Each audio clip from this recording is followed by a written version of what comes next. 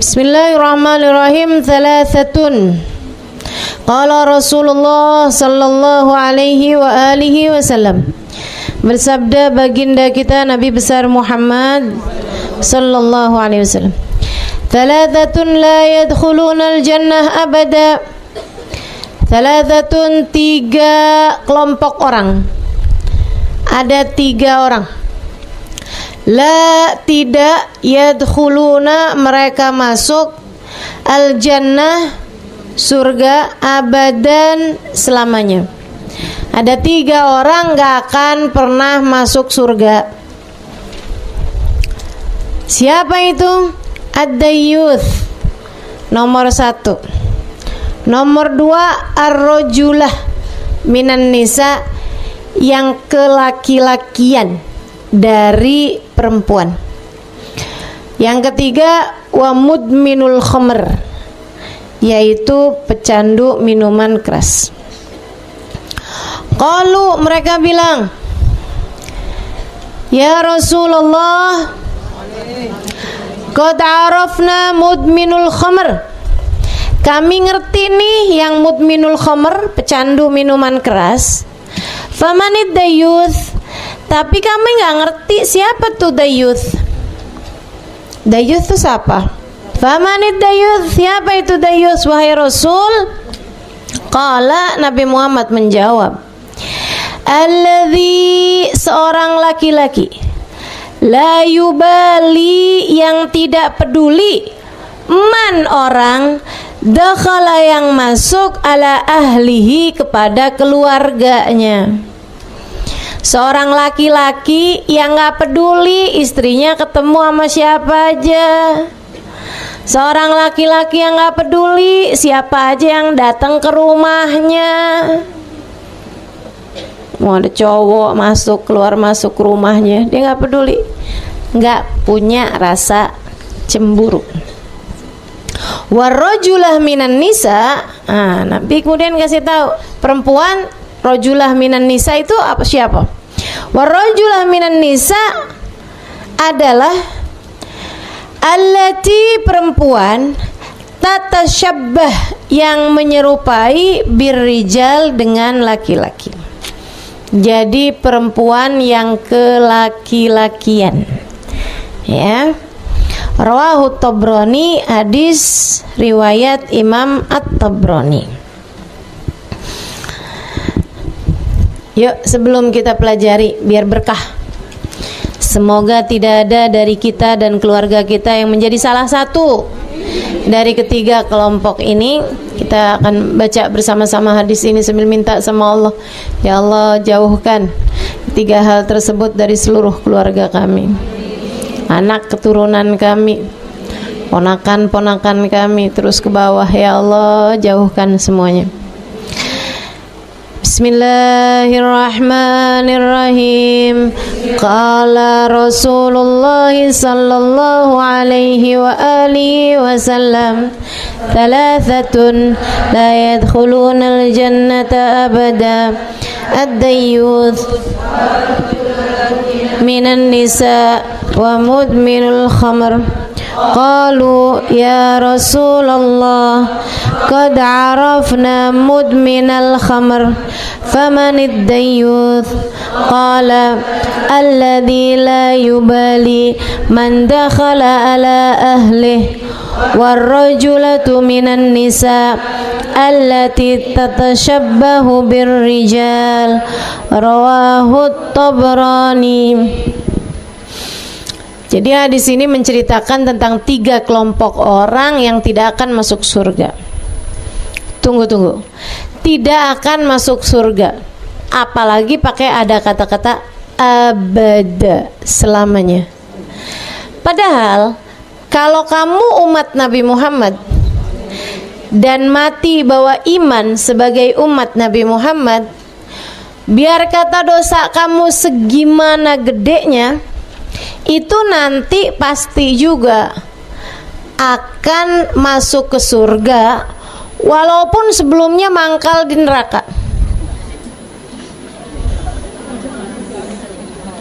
Sebelumnya nyangkut di neraka nih, sebelumnya transit dulu di neraka, tapi ntar ujungnya masuk surga juga dengan syarat, kan itu ya, sebagai umat Nabi Muhammad alaihissalam. Nah, tapi ini kok hadisnya bilang, Nabi Muhammad bilang abadan, selamanya nggak bakal masuk surga.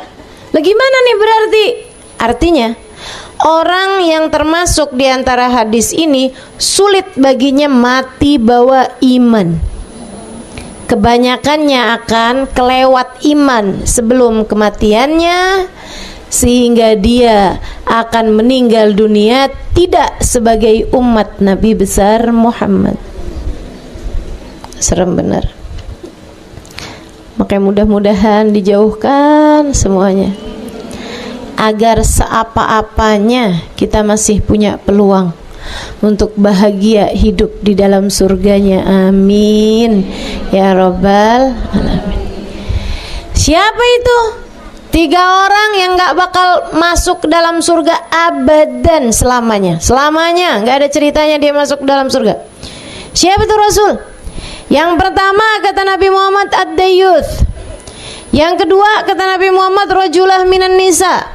Yang ketiga kata Nabi Muhammad mudminul khamr. 3 orang, dayyuth, rajulah, sama mudmin, ya. 3 orang tersebut ini nggak bakalan masuk ke dalam surga. Para sahabat bilang, qalu, nih istilahnya nih agak-agak ketiganya nih, dayyuth, rajulah, mudmin, gitu ya. Ketiganya pakai istilah-istilah. Tapi katanya para sahabat, ya Rasulullah, arafna manil mudmin, kami udah paham sama urusan pecandu. Mudmin artinya pecandu, rajulah kelaki-lakian, yang pertama dayyuth, gitu kan. Ini dayyuth nih kita nggak ngerti istilah dayyuth ini siapa Rasul. Rajulah juga rada-rada membingungkan. Yang ketiga kita udah paham, mudmin. Arafna manil mudmin, kami faham siapa mudminul khamr, pecandu minuman keras. Mudmin dari kata-kata dam, yadum, orang yang berketerusan, mudawamah. Terus ngapain ya? Al-khamr, terus minum minuman keras. Artinya kalau udah berketerusan namanya pecandu. Bukan orang yang baru coba-coba, tapi udah pecandu.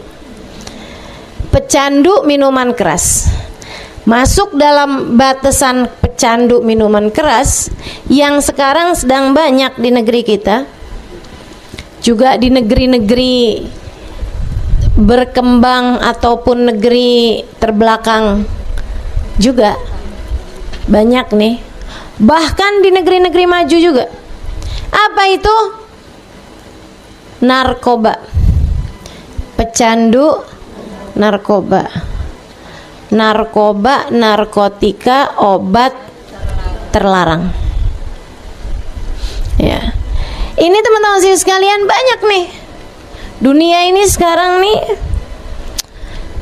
salah satu kematian yang banyak juga terjadi di zaman-zaman belakangan ini adalah orang-orang yang mati dalam keadaan overdosis, atau yang gak overdosis pun meninggal dunia karena anggota tubuhnya sudah rusak disebabkan karena narkoba.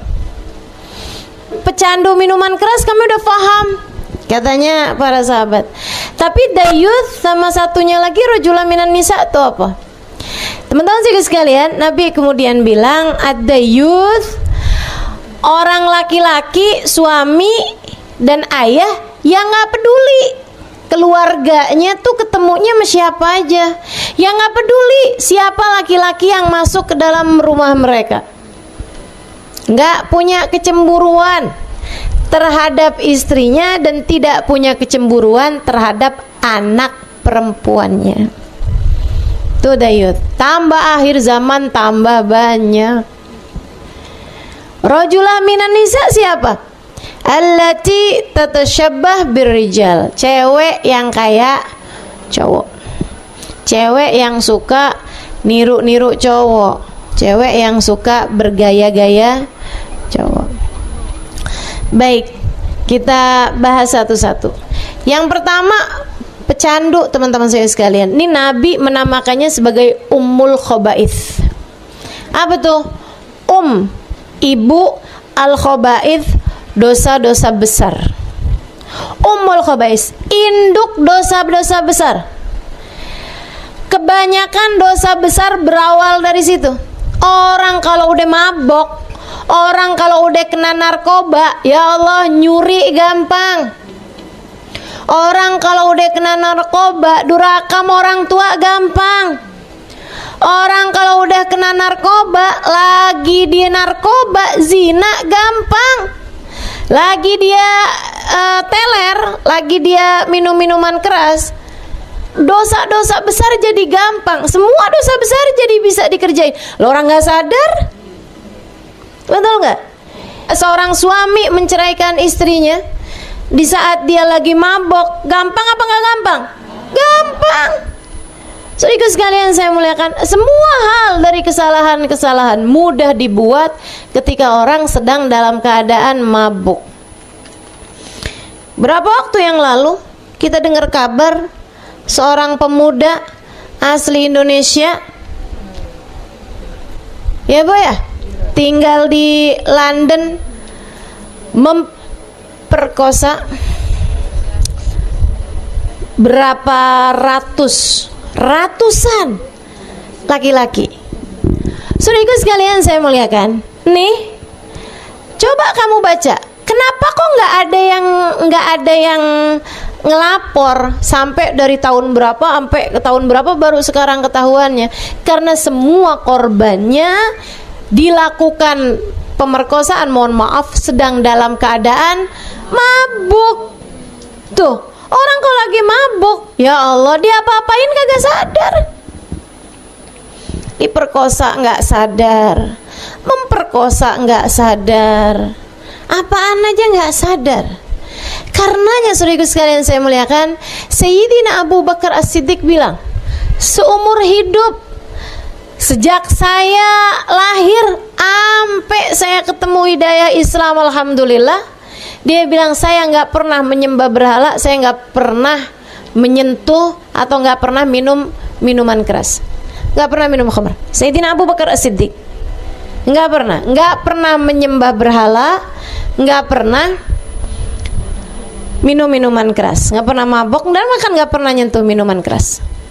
Padahal zaman itu semua orang nyembah berhala, dan pada zaman tersebut teman-teman saya sekalian, mayoritas maksud saya menyembah berhala, dan mayoritas juga peminum minuman keras.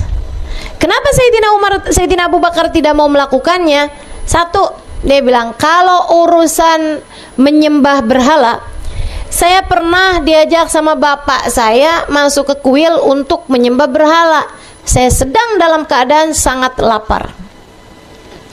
Saya kemudian bilang sama si berhala itu, saya bilang, kalau kamu emang beneran Tuhan, please kasih saya makan. Saya lagi lapar banget. Saya tungguin. Kagak ada yang ngasih saya makan. Saya lapar aja.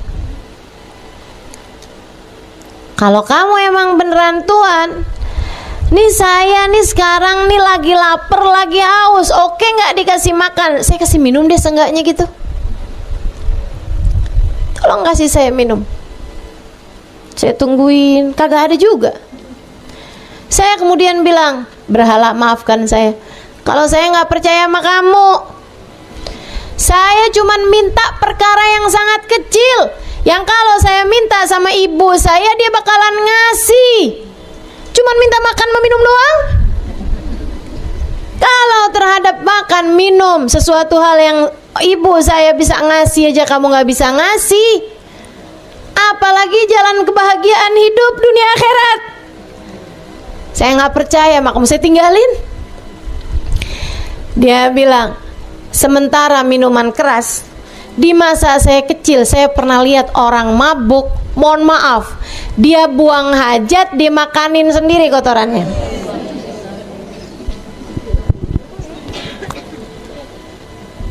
Dia bilang, saya melihat pemandangan tersebut, kemudian saya bilang, sumpah saya nggak akan pernah menyentuh satu minuman yang ketika saya meminumnya membuat saya tidak sadar apa yang saya lakukan. Sebab ketika saya nggak sadar sama apa yang saya lakukan, saya nggak bisa percaya sama diri saya kala itu. Ngapain saya melakukannya? Pintar teman-teman sekalian. Makanya sama Allah dipilih jadi manusia yang menjadi pendamping hidup baginda Nabi besar Muhammad, yang menjadi kesayangan sahabat dekat baginda Nabi besar Muhammad sallallahu alaihi wasallam. Orang pertama yang masuk Islam dari kalangan dewasa, Sayyidina Abu Bakar As-Siddiq. Tuh pilihan semua tuh orang-orang yang pertama masuk Islam tuh. Sayyidah Khadijah bintu Khuwailid, waduh tuh ya, luar biasa.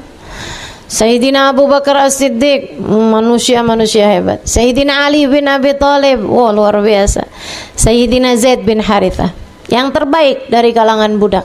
Sayyidina Ali yang terbaik dari kalangan anak-anak dan pemuda. Sayyidina Abu Bakar yang terbaik dari kalangan laki-laki dewasa. Sayyidah Khadijah yang terbaik dari kalangan kaum perempuan. Allah Subhanahu wa taala memilih mereka sebagai orang-orang pertama, pilar-pilar cahaya bagi agama Islam kita ini. Teman-teman saya sekalian saya muliakan, ini Sayyidina Abu Bakar belajar dari itu. Oh, udah nggak bakalan mau dah saya nyentuh minuman keras, ogah. Orang cerita rasanya enak begini-begini, ogah. Saya udah pernah lihat orang di saat lagi mabok sampai mau-maunya makan kotoran sendiri. Gak akan saya mau menyentuhnya. Nih teman-teman saya sekalian, dan emang beneran ya, ajaran agama Islam itu yang paling indah. Diharamkan minuman keras sehingga kita selalu memiliki kontrol terhadap diri kita. Kita tahu apa yang kita lakukan sehingga kita paham konsekuensinya. Nah kalau kita nggak tahu apa yang kita lakukan, kan kita nggak paham konsekuensinya. Kata suaminya, duit saya hilang waktu kamu mabok kemarin tuh, kayaknya kamu ambil deh. Kita nggak bisa tahu. Iya bisa jadi, kan begitu. Di mana kamu taruh duit? Ya kagak tahu juga. Memang lagi mabok. Halo? Ya. Kebayang di saat kamu lagi mabok, auzubillah, kamu tidak memiliki kontrol atas dirimu, teman-teman sekalian. Makanya jangan. Nabi menamakannya sebagai Ummul Khaba'ith, induk dosa besar, dan nggak salah. Ada seorang laki-laki, teman-teman saya sekalian, ditaksir sama seorang perempuan. Ada seorang laki-laki pemuda. Dia sering lewat di jalanan, ganteng banget orangnya. Ada seorang perempuan kaya raya, udah agak tua, tante-tante girang lah gitu ya. Dia senang nih sama pemuda ini nih, seleranya sama berondong rupanya. Jadi saudara sekalian, satu waktu tuh pemuda diajakin naik ke rumahnya, sebuah apartemen yang sangat mewah. Begitu nyampe di atas, nyampe di apartemennya, dikunci-kunciin semuanya, diajak zina sama si perempuan ini. Digodain diajak zina, nggak mau. Dia bilang, ya udah kamu kalau gitu saya penjara. Dipenjara sama si perempuan ini. Ini laki-laki adalah seorang yang juga kurang-kurang takwanya. Sama perempuan tersebut, udah dia dalam keadaan lapar, dalam keadaan enggak nyaman. Perempuan tersebut kemudian masuk bilang kayak begini, oke deh, saya pikir-pikir nggak ada untungnya juga saya penjara kamu, jadi saya kasih kamu pilihan buat ngerjain. Nih cewek sadis nih ya, ini tipe-tipe ya ininya iblis lah dia, iblisah, syaitonah lah dia nih ya. Sehingga sekalian, dia bilang, saya kasih kamu salah satu dari 3 pilihan. Apa itu? Kamu mesti pilih salah satu, kerjain aja yang kamu saya bebasin. 1, zina sama saya, seperti ajakan saya kemarin, kamu nggak tertarik nih sama saya, udah tua padahal. Itu 1. Dia bilang yang kedua, kamu saya kasih sarana untuk membunuh. Diambil, dipanggilin, kemudian ada seorang anak kecil taruhin pedang di situ. Dibilang, kamu bunuh anak ini, anak kecil. Atau kalau enggak kamu minum, nih, segelas minuman keras. Dia mikir, bunuh anak-anak, wih dosanya kayak apaan? Dia mikir, zina, wih enggak dah, kayak apaan dosanya? Mana ceweknya kagak cakep lagi. Dia mikir nih kalau minuman keras doang mah segelas kagak jadi pape kali. Abis itu saya dibebasin, abis itu saya taubat sama Allah. Udah deh tuh, gak mau sentuh lagi. Tapi seenggaknya saya selamat nih dari perempuan cetonah ini tadi nih. Dia pun kemudian ngambil minuman keras, kemudian dia mulai meminumnya. Gak pakai bismillah lagi. Ya karena memang gak boleh ya. Nggak boleh baca bismillah minum minuman keras. Sebentar ya, aku mau nyuntik. Bismillahirrahmanirrahim. Astagfirullah. Astagfirullah. Nggak bisa. Ekstasi nih. Bismillahirrahmanirrahim. Fatihah. Haram hukumnya teman-teman sekalian. Meletakkan bismillah Fatihah sebelum mengerjakan sesuatu yang haram, hukumnya adalah haram. Dan kalau niat dengan itu adalah istihzaan, menghina bismillah, menghina Fatihah, itu hukumnya bukan hanya haram tapi keluar dari Islam. Naudzubillah min dzalik. Dia kemudian minum minuman keras, gelek, mabok dong. Dia juga bukan seorang pemabuk biasa, jadi minum segelas teler. Di saat dia lagi teler, ngelihat perempuan tua, perasaannya dia udah kayak bidadari. Ngelihat syaitonah nih kayak hurul nih dalam pandangan dia nih. Jadi dia pun kemudian lihat perempuan ini kayak cantik, dia zinain. Lagi dalam keadaan mabuk, abis dia zinain. Waktu dia zina sama perempuan ini nih, perempuannya sih kesenangan. Tapi si yang anak kecil tadi tuh yang ada di situ tuh nangis ketakutan, nangis ketakutan. Teman-teman sih sekalian saya muliakan, dia ribet ngedengerin suara anak ini nangis, diambilnya pedang ditusukkan ke anak tersebut. Ketiga dosa semuanya dikerjakan hanya karena dia memilih minuman keras. Jadi mestinya kayak gimana nih kalau dalam posisi kayak begini? Ya udah sabar, ninggalin dosa. Nanti Allah akan beri jalan keluarnya. Atau pilih seperti seorang laki-laki lain yang juga mendapatkan perlakuan kurang lebih sama seperti ini. Ada seorang pemuda jual kain. Ini cerita pernah diceritakan. Kalau cerita yang tadi saya dengar dari Sayyidil Habib Umar bin Hafid dalam salah satu kajian beliau. Kalau cerita yang ini yang akan saya sampaikan, saya dengar dari Ustadzah Iman Sidqi, pendakwah yang asalnya dari Mesir. Beliau sekarang banyak berdakwah di Maryland, Amerika Serikat. Jadi teman-teman saya sekalian, nih Ustadzah Iman Sidqi cerita, di Mesir sana ada satu jalan namanya Hayul Misik, Gang Kasturi, Gang Minyak Wangi, Gang Misik. Kenapa punya nama kayak begitu?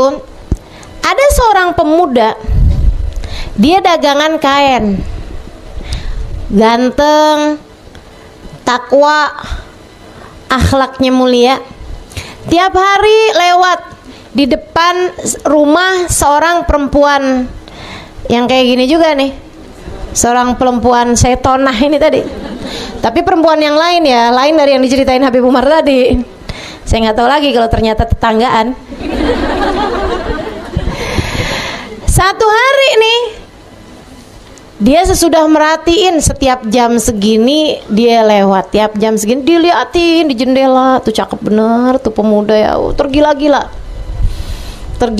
Nah orang kalau tergila-gila kan ya gila. Jadi satu hari dia dandan cantik, seksi, dia kemudian bilang sama pelayannya, tolong dong kalau nanti pemuda itu yang jualan kain lewat di sini, panggilin dia, bilangin saya mau beli. mau beli kainnya. Sehingga sekalian, akhirnya dia lewat, dibilangin, ini tuan saya mau beli kain. Girang, seneng. Waduh, nih batik saya laku semua nih. Daster-daster nih Pekalongan laku semua nih hari. Yang beli orang kaya nih. Akhirnya kemudian dia naik ke rumahnya si perempuan tersebut. Sama juga nih kayak si Syaitona yang pertama nih. Banyak ternyata Syaitona ini ya. Mudah-mudahan kita tidak menjadi salah satunya. Amin. Dijauhkan pula dari perempuan-perempuan seperti ini. Amin. Akhirnya teman-teman sekalian ditutupin pintunya. Persis tuh kayak cerita pertama tuh, dikunci sama dia. Dia bilang, katanya mau beli kain. Iya, saya memang mau beli kain. Akhirnya terus dia husnudzon aja, dibuka-bukain tuh kainnya. Sambil aneh juga nih kenapa dikunci pintunya. Habis dibuka-bukain kainnya, yang ini cakep nih dari Pekalongan, yang ini dari Tegal, yang ini dari Indramayu. Ini dari Bekasi, saya nggak tahu Bekasi punya kain apa kagak. Udah ditawar-tawarin nih sama dia nih kain-kainnya nih. Sehingga sekalian, si perempuan tersebut bilang, oh kalau kamu mau jualan kain saya mau cobain dulu dong. Dibuka baju. Nggak mau lihat nih kan laki-laki ini. Dia kemudian digodain, dipaksa buat zina. Laki-laki ini nggak mau, dipaksa-paksa mau dibuka bajunya, nggak mau. Waduh, mau diperkosa nih laki-laki ini. Mau diperkosa. Jadi dia kemudian nggak mau nih teman-teman saya sekalian. Akhirnya dia, ya udah deh, taran dulu deh. Tapi ini dikunciin, suguhin minum sama si cewek, bukan minuman keras biasa. Udah, akhirnya terus cowok itu mikir gitu, gimana nih caranya? Subhanallah, Allah kasih pertolongan berupa mules. Emang orang kalau panik itu kan bawaan mules ya. Jadi mules. Dia bilang, boleh saya kamar mandi? Saya kebelet banget beneran, saya kebelet nih, boleh nggak saya kamar mandi dulu? Akhirnya kasih kamar mandi. Begitu dia di kamar mandi, akhirnya dia dapat ide. Agak menjijikkan, tapi bismillah. Mending deh saya, yang penting nyelamatin diri dari berbuat dosa. Sehingga sekalian, diambilnya kotorannya, ditaruh-taruhin ke badannya. Taruhin, wah nggak cukup, rambut juga. Wah, ayo dah, buka juga sekalian. Habis itu dia keluar. Dia bilang, katanya cewek itu apaan itu? Nah, mau nggak sama saya? Ayo, mau sama saya? Dibukain langsung pintunya, dia pun kemudian keluar. Wah, selamat gue. Pakai baju tentu saja ya, nutup aurat lah seenggaknya. Tapi ini badan belepotan teman-teman sekalian. Akhirnya dia keluar. Itu dia waktu keluar tuh, dia kan berasa, gue pasti bau banget nih. Saya pasti bau banget nih kan. Dia mau cari cepet-cepet. Dia inget tuh di jalanan situ sekitar setengah kilo gitu, ada satu danau. Ada satu danau gitu yang dia bisa bersih-bersih di danau tersebut itu gitu. Dia lewat dengan buru-buru, tapi subhanallah, semua yang dilewatin dia tuh semua gini, wangi banget ya, wangi nih.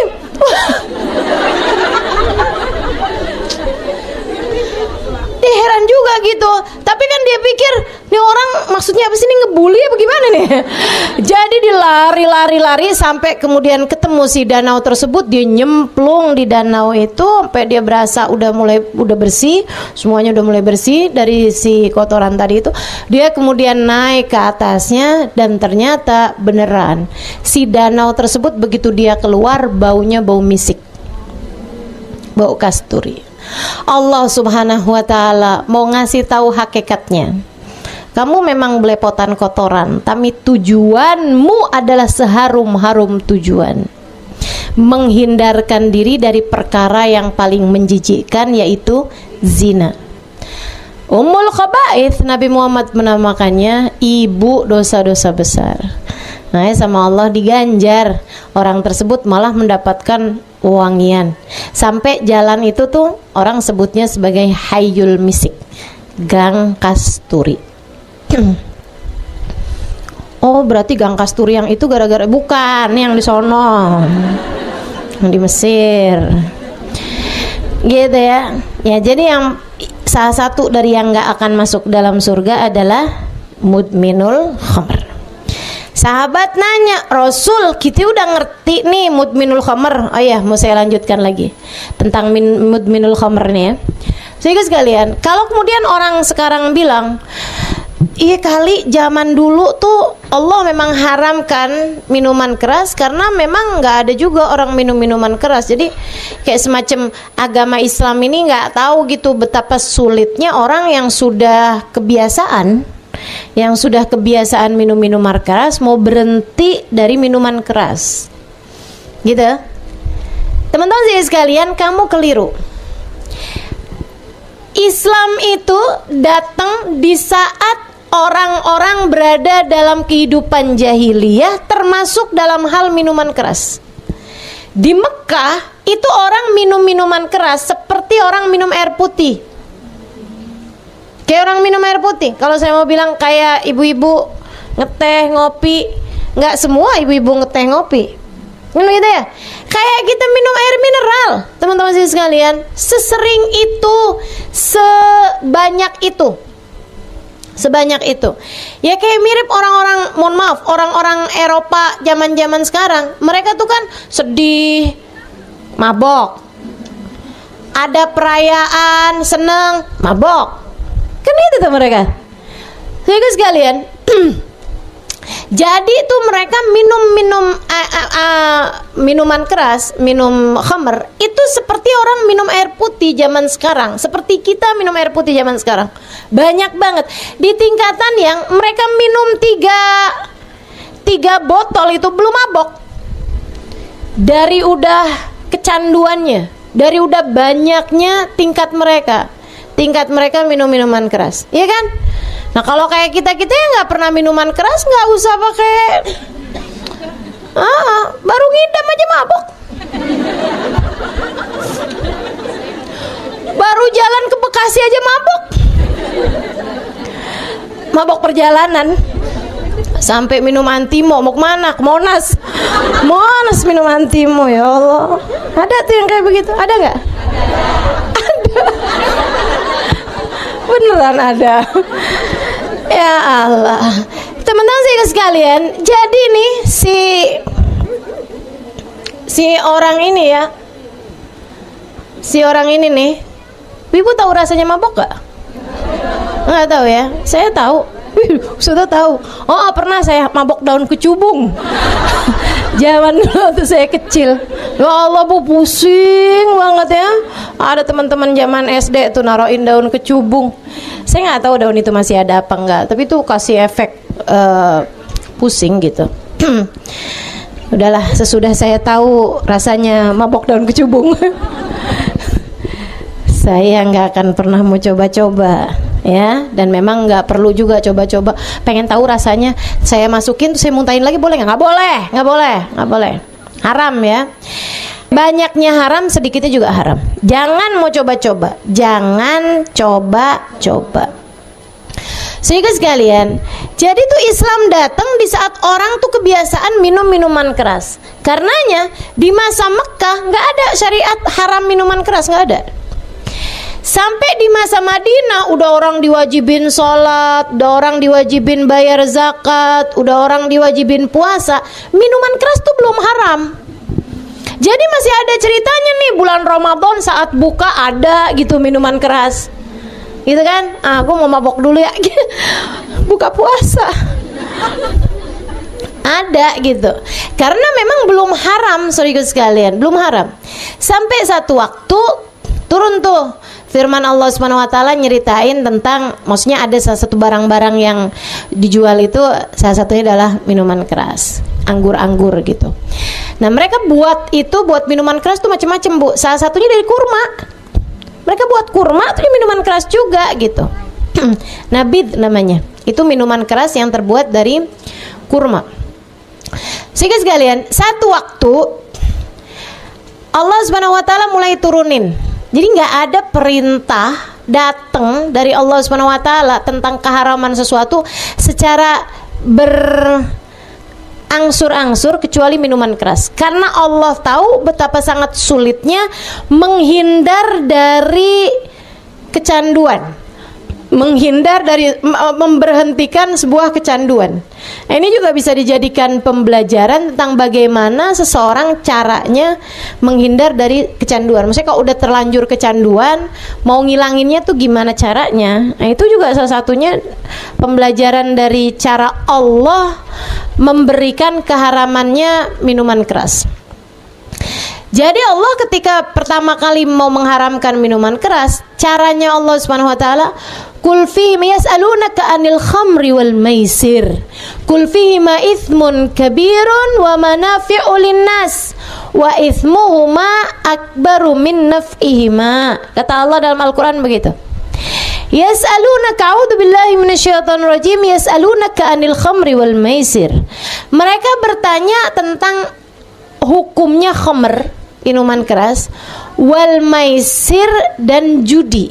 Qul, sampaikan sama mereka, ada bagusnya, ada jeleknya, ada manfaatnya, ada jeleknya.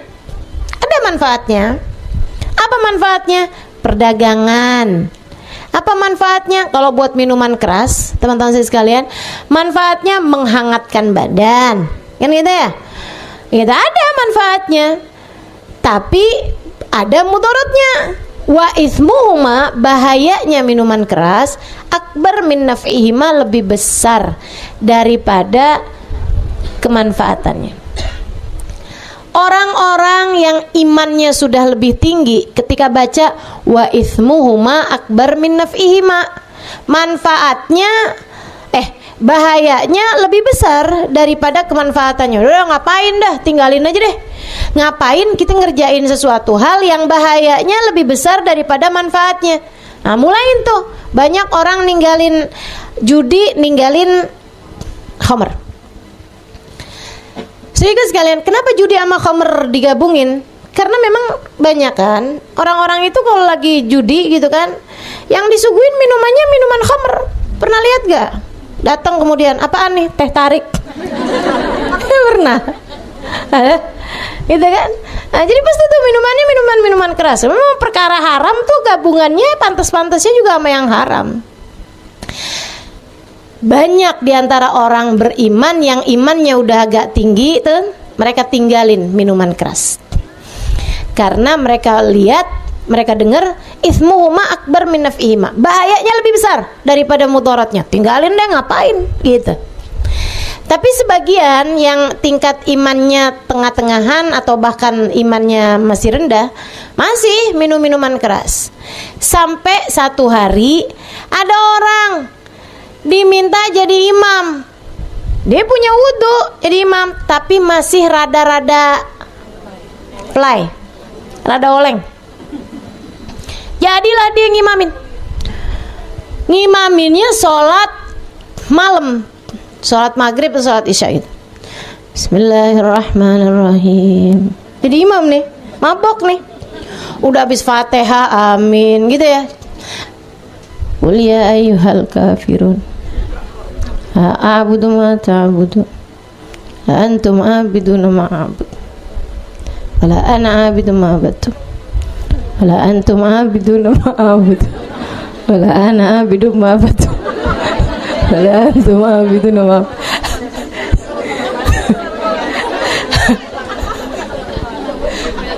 Ujungnya gak ketemu, gak nemu-nemu di ujungnya. Ya Allah, ada aja nih orang. Akhirnya para sahabat ngadu sama Nabi, Rasul udah kelar nih sholat, nggak tahu ceritanya gimana. Akhirnya pokoknya habis selesai mereka ngadu sama Nabi. Turunlah firman Allah, A'udzubillahi minasyaitonirrajim, la taqrabus sholata wa antum sukara hatta ta'lamu ma taqulun. Kata Allah, janganlah kalian deketi sholat sedangkan kalian dalam keadaan mabuk, sampai kalian benar-benar sadar terhadap apa yang kalian baca. Sejak hari itu orang-orang yang imannya tengah-tengahan nih, mereka ninggalin minuman keras. Kenapa gitu? Kalau yang atas kan dari ayat pertama nih, dari yang pertama kali turun. Kalau yang tengah-tengah nih, mulai ninggalin minuman keras. Mereka bilang nih, sesuatu hal yang membuat kami tidak dapat mengerjakan sholat, apa bagusnya? Kan begitu. Jadi mereka pun ninggalin tuh pekerjaan minuman keras. Orang bikin kita jadi nggak konsentrasi sholat. Waduh, bahaya nih. Mereka pun kemudian ninggalin minuman keras. Tapi yang tingkatan bawah imannya, mereka nggak ninggal serta-merta, tapi mereka mengurangi minuman keras, hanya minum pada jam-jam yang agak jauh dari waktu sholat. Antara duhur ke asar nggak berani, deket. Antara asar ke maghrib nggak berani, deket. Antara maghrib ke isya apalagi nggak berani, deket. Antara isya ke subuh berani mabok, jauh. Antara subuh ke duhur juga berani mabok, jauh, gitu. Jadi yang asalnya biasa mabok sepanjang hari, biasa minum minuman keras sepanjang hari, jadi berkurang kuantitasnya mereka mabuknya nih, berkurang kadar mabuknya mereka setiap harinya, ditambah dengan sholat berjamaah bareng Nabi, ibadah bareng Nabi, ngelihat mukanya Nabi, dan seterusnya. Ditambah dengan kapan hari ikutan Nabi pergi perang, kan gitu ya. Lama kelamaan teman-teman sekalian, mereka pun dari mulai yang asalnya perlahan-lahan meninggalkan sampai benar-benar meninggalkannya. Nah itu. Jadi kalau sama orang pecandu, nah itu caranya gitu, kurangin. Kasih kesibukan yang bikin dia asik, sampai jadi berkurang. Dosisnya juga dikurangin, gitu kan. Yang biasanya misalnya sangat pekat, apalah yang minum ini bisa mabuk, begitu kan ya. Sedikit aja bisa mabuk, dikurangin. Dosisnya dikurangin, sampai kemudian dikurangin juga waktunya, kuantitasnya, kualitasnya dikurangin, sambil terus menerus mengerjakan kebaikan. Sedikit sekalian saya muliakan, lama-lama bisa nih, turunlah firman Allah Subhanahu wa taala yang katanya Allah Subhanahu wa taala, innamal khamru wal maisir rijsun min amali syaitan fajtanibuh. Sesungguhnya khamr, minuman keras, wal maisir, dan perjudian, rijs, adalah perkara kotor, min amali syaitan, dan pekerjaannya setan. Fajtanibu, maka jauhilah kalian semua. Saudaraku sekalian saya muliakan, ayat itu ketika disampaikan dalam keadaan umat Islam memang sudah merasa tidak perlu lagi sama minuman keras. Mereka udah mendapatkan manisnya iman. Mereka sudah sayang kalau waktu mereka bersama dengan Nabi mereka nggak dalam keadaan tidak sadar. Mereka khawatir terlewat perjalanan dengan Nabi atau ucapan Nabi atau semua kebaikan-kebaikan Nabi, maka mereka mudah siap ninggalin minuman keras. Waktu diharamkan minuman keras itu, mereka hanya tersisa botol-botol minuman keras yang masih berisi minuman-minuman keras, tapi sudah tidak pernah lagi mereka sentuh berbulan-bulan lamanya. Maka ketika diperintahkan diharamkan minuman keras, saudaraku sekalian, sahabat dulu jalan pakai kuda, pakai unta, jalan pelan-pelan di rumah-rumah para sahabat untuk mengumumkan keharamannya minuman keras, dan diperintahkan siapapun yang masih punya minuman keras hendaklah melemparkannya ke jalan-jalan. Saudaraku sekalian, semua orang melemparkan botol-botol minuman keras mereka ke jalan-jalan, hatta yushbih sailan minal khumur, sampai kabarnya jalan-jalanan di kota Madinah mengalirkan air-air menyerupai sungai kecil terdiri dari khamr. Dari semua orang lemparin. Kagak ada yang sayang. Misalnya sayang botolnya, bisa saya pakai buat kecap. Nggak ada. Wah, lempar semua. Mereka lemparin. Jadi tuh sedikit sekalian, tuh khamr, keharamannya terjadi secara bertahap, karena memang Allah mengetahui bahwa kebiasaan mereka terhadap minuman keras memang sudah menjadi sebuah kecanduan dan tradisi di masyarakat pada masa tersebut. Famanid dayuth, Rasul, kita udah tahu nih mudminul khamar. Dayuth siapa Rasul? Alladzi la yubali, seorang laki-laki yang gak peduli siapa yang ditemuin sama bininya. Seorang laki-laki yang gak peduli siapa aja. Seorang suami yang gak peduli siapa aja yang masuk ke rumahnya. Mestinya siapa laki-laki yang masuk ke rumahnya. Bini lo tuh suka kelihatan jalan di mall sama laki-laki, bukan lo deh. Ya udah biarin aja, husnudon aja gitu. Temennya paling, temen sekolah kali, udah gak apa-apa. Urusan kerjaan, bisnis. Dia nggak punya kecurigaan, nggak punya kecemburuan. Dayuth namanya. Termasuk kepada anak-anak perempuan. Saudaraku sekalian saya muliakan, termasuk pada anak perempuan. Dia nggak peduli anak perempuannya jalan sama siapa. Dia nggak peduli anak perempuannya pakai baju yang terbuka, seksi, diliatin mata-matanya orang, malah digoda-godain. Dek, itu cowok kayaknya seneng deh sama kamu.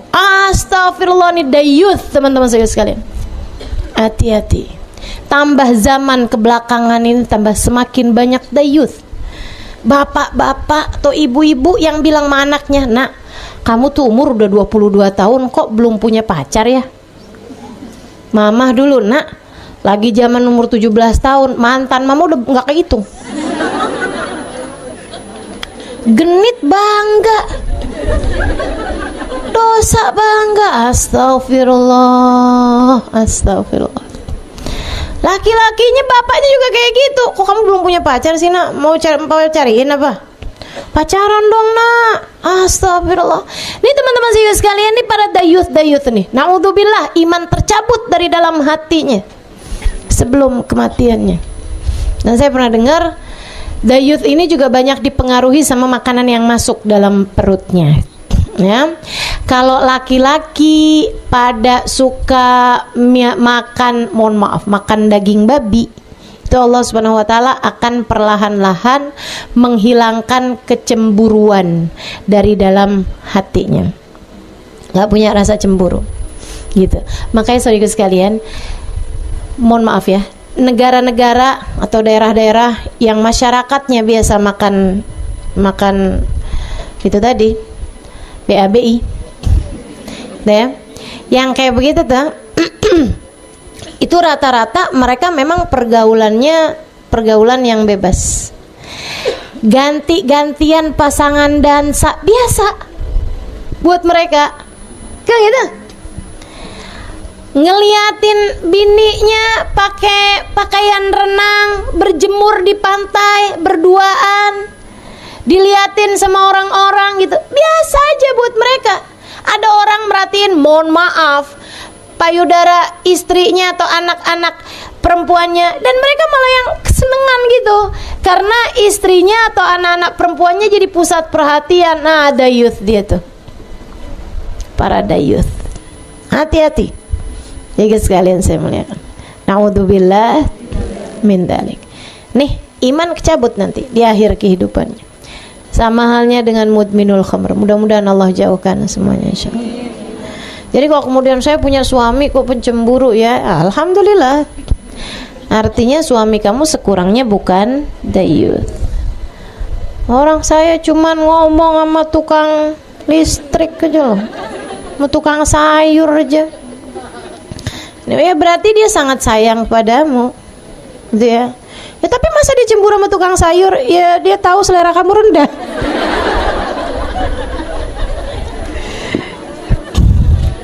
Saingannya sama tukang sayur. Alladzi la yubali man dakhala ala ahlih, orang yang tidak peduli siapa yang berjumpa dengan keluarganya, siapa yang berjumpa dengan istrinya, siapa yang berjumpa dengan anak perempuannya. Makanya buat para orang tua nih ya, cari tahu anak perempuan kamu tuh jalannya kemana, kan begitu, temuannya kemana. Karena serem-serem sekarang anak-anak tuh kalau pacaran ngeri dah. Zaman dulu kan pacaran pegangan tangan aja udah deg-degan. Betul nggak?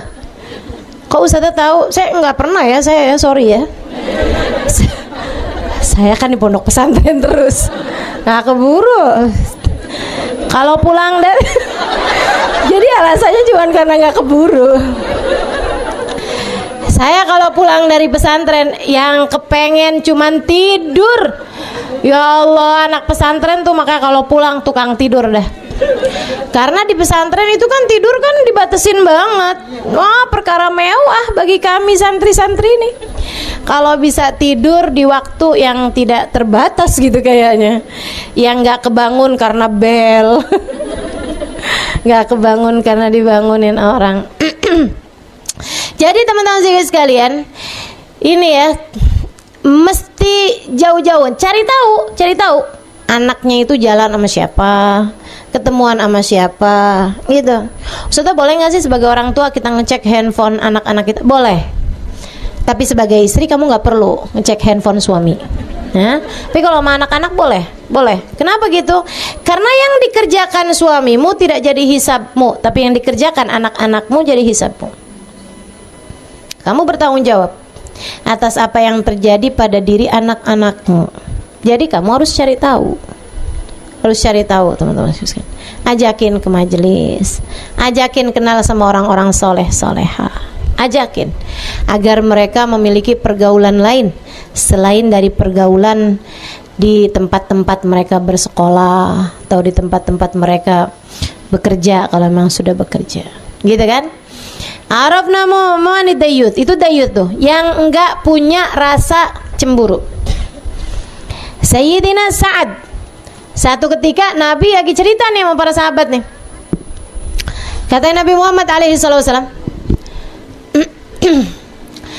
orang kalau zina kemudian mendatangkan 4 saksi ngelihat perzinahan mereka, baru perempuan tersebut dapat dirajam, gitu.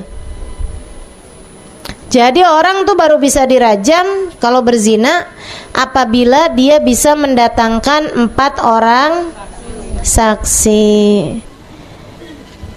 Akhirnya kemudian saat angkat tangan, Rasul, jadi kalau saya lihat istri saya zina sama orang nih, saya mesti panggil 4 orang saksi ngeliatin mereka zina baru istri saya bisa dirajam? Iya, kata Nabi gitu. Ya Rasulullah, kagak bakal bisa dah saya. Kenapa emang? Tuh cowok udah saya bunuh duluan Rasul.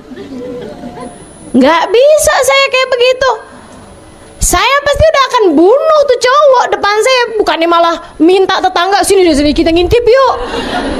Bini gue lagi zina sama orang, yuk kita lihat biar jadi saksi. Gak bisa saya Rasul, saya udah pasti akan bunuh tuh cowok. Kata Nabi Muhammad, Inna Sa'ad bin Abi Waqqas, Inna Sa'ad la ghayur, sesungguhnya Sa'ad adalah seorang pencemburu. Wa ana aghyar minhu, dan saya lebih cemburu daripada Sa'ad. Nabi itu kalau ngelihat umatnya gitu ya, nggak mau deket menabi, Nabi cemburu, teman-teman saya sekalian. Ana aghyar minhu, saya lebih cemburu lagi. Jadi teman-teman saya sekalian, kok anak kamu tuh pakai baju terbuka, kamu nggak cemburu, nabinya cemburu. Ya Allah, umat saya tuh kesiannya ya Allah. Kok emaknya biasa aja sih, kok bapaknya biasa aja. Nabi sedih, Nabi cemburu, Nabi nggak rela anakmu diliatin sama cowok-cowok di jalanan sana. Ana aghyar minhu, kata Nabi Muhammad, aku lebih cemburu daripada Sa'ad. Wallah aghyar minni wa man Sa'ad, dan sesungguhnya Allah lebih cemburu lagi daripada aku dan daripada Sa'ad. Allah cemburu ketika melihat kamu deket-deket sama yang haram. Allah cemburu ketika melihat kamu mau mengerjakan hal-hal yang tidak diridhoi oleh Allah Subhanahu wa ta'ala. Makanya kadang-kadang kalau orang dicinta sama Allah tuh, tiap kali ngerjain dosa ada aja. Kenapa ya saya tuh ya, giliran mau ngerjain dosa ada aja gitu. Nah itu pertanda bahwa kamu dicinta sama Allah. Allah cemburu padamu. Allah cemburu padamu. Terakhir teman-teman saya sekalian, warrajulah minan nisa adalah seorang perempuan yang nyerupain sama laki-laki, bukan nyerupain inian ya. Tapi nyerupain dari sisi cara berpakaiannya, dari sisi cara geraknya. Kan cewek sama cowok kan beda. Ya, termasuk dari sisi potongan rambutnya. Pendek nggak apa-apa, tapi kan pendek juga ada pendek perempuan dan pendek laki-laki kan. Nah, itu jangan yang pendek laki-laki. Kalaupun kamu mau pendek karena ribet, gerah, gini gitu segala macem, lagi punya anak bayi gitu ya, kalau rambutnya panjang suka ditarik-tarik sama dia gitu. Atau ribet lah, suka ngurusin istinjanya apa segala macam, jadi sependekin aja. Boleh, pendekinnya boleh, tapi jangan mendekin menyerupai laki-laki. Kan laki-laki kan selain dipendekin ditipisin. Nah, itu perempuan jangan. Termasuk cara pakai baju gitu ya. Jangan, saudaraku sekalian, jangan pakai celana panjang, hem gitu kan. Maksudnya yang memang orang tahu bahwa ketika kamu pakai baju itu adalah pakaian laki-laki gitu, jangan. Ataupun bahkan gerak tubuh apa sih namanya, gayanya gitu, gayanya kayak gaya laki-laki gitu, suaranya sama dia digede-gedein, baru yang kayak gitu aja nggak boleh loh. Apalagi yang dia minum ya, atau menyuntikkan hormonal tertentu untuk membuat dia tumbuh jenggot, tumbuh kumis. Kayak orang-orang zaman sekarang kan merubah dirinya dari perempuan kepada laki-laki dan sebaliknya, laki-laki yang kepada perempuan juga sama-sama ya, tidak diperkenankan. Hukumnya adalah haram. Mudah-mudahan Allah jauhkan kita semuanya dari hal-hal yang seperti ini insyaallah. Amin ya rabbal alamin. Wassallallahu ala sayyidina Muhammadin wa ala alihi wa sahbihi wasallam.